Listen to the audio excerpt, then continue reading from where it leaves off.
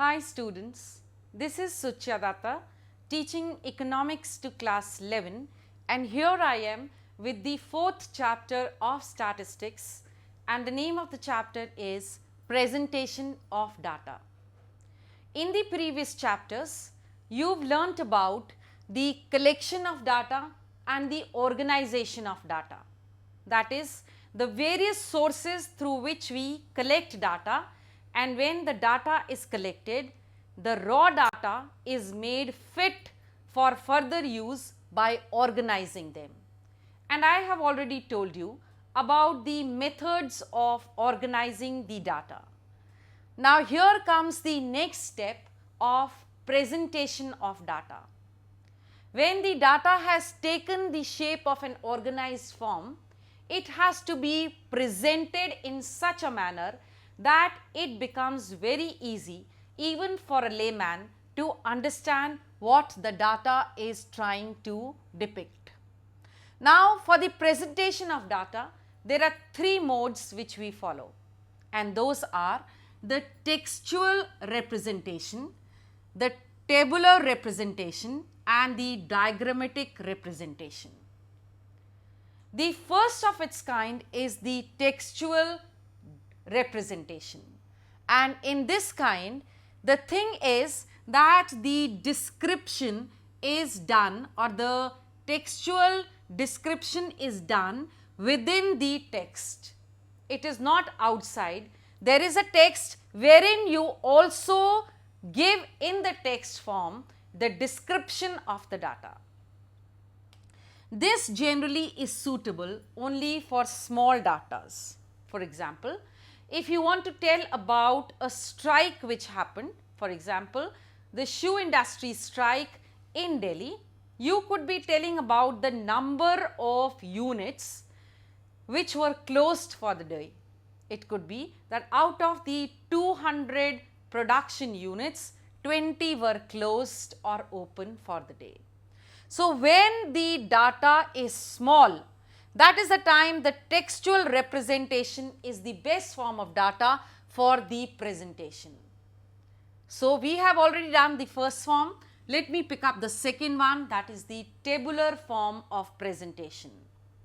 In the tabular form of presentation, the data is presented in rows and columns, which we also say horizontally and vertically. That is, if we make a data like this, we are going to give certain facts from this side and certain facts from this side. So that is the horizontal and the vertical representation or presentation of data. This is most suitable for the large datas.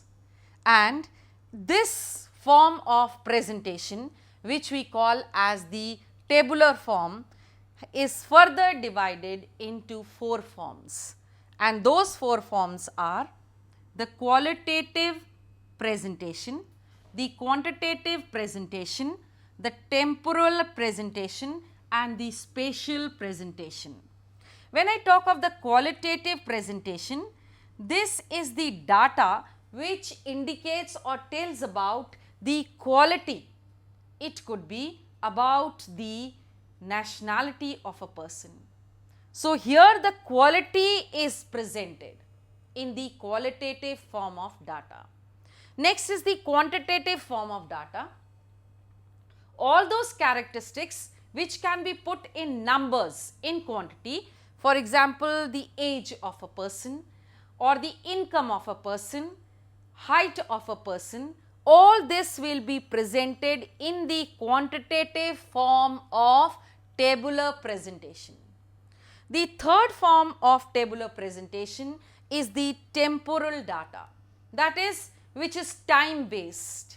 For example, in the year 1996, 97, 98, 99, or it could be months, years, weeks and even days. But when the base of the data is time, that is called as the temporal data. The last of its kind is the spatial data. The spatial data deals with the place.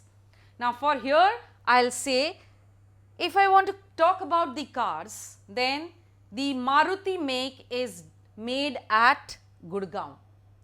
Fine. So, this is how I am going to associate the manufacturing part, or for that matter anything, with the place. So, when the association is with the place, that is called as the spatial data. It could be even countries, it could be even cities, town, villages, district and so on. Now, in the next clipping, I am going to tell you how to draw a table of a tabular presentation.